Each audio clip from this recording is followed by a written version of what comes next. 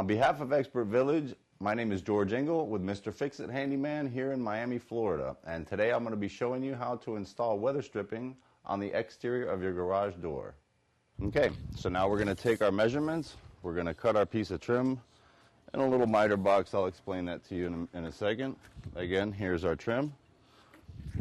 Set that down. Take our measurement.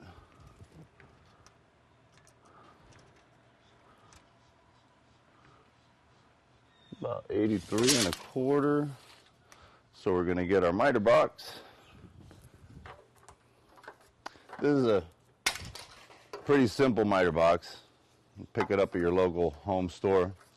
It cuts at all the different angles. Just simply put the saw in and drag it across to make your cuts. Works pretty well.